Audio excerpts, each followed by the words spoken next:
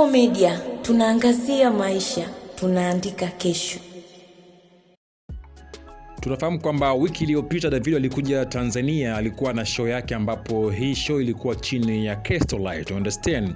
Sasa kumekuwa kuna video ambayo ikitrend kwenye mitandao ya kijamii ambayo hiyo video of course inamuonyesha Davido pamoja na Diamond.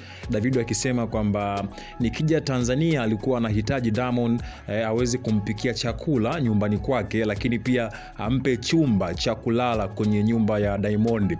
Sasa watu wengi wamekuwa wakizungumzia hii video ambayo sasa hivi ndio ina trend kwenye mitandao ya kijamii, ikionyesha kwamba kwa nini Davido amefika Tanzania lakini Diamond hakuweza kukutana naye, na pia Diamond hakuweza kuhudhuria kwenye show yake, lakini pia Diamond hakuweza kumpikia chakula, lakini pia hakuweza kwenda nyumbani kwake na vitu kama hizo. Sasa watu wengi wamekuwa wakizungumza ya kwao na vitu kama hizo, lakini ukipita kwenye upande wa comments, kwenye baadhi ya comments za mashabiki, kuna huyu mmoja amesema kwamba hii show ilikuwa imeandaliwa na Castorlight. Kwa hivyo Davido alikuwa hana mamlaka yoyote ya kwenda popote, kwa sababu ratiba zote zilikuwa tayari zimeshaandaliwa. Atafikia sehemu fulani, atafanya kitu fulani kwa muda fulani.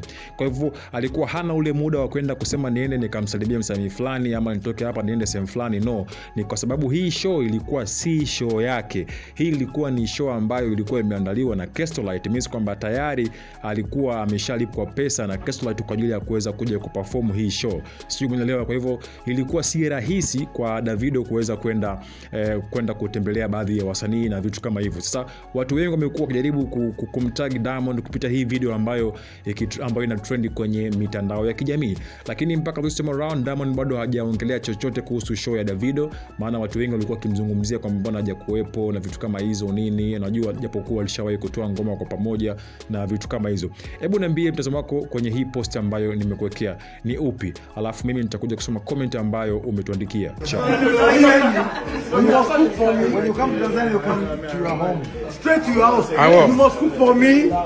I'll say, you give me my room. I'll come get you. Give me my room in your house. I'll come get you at the airport.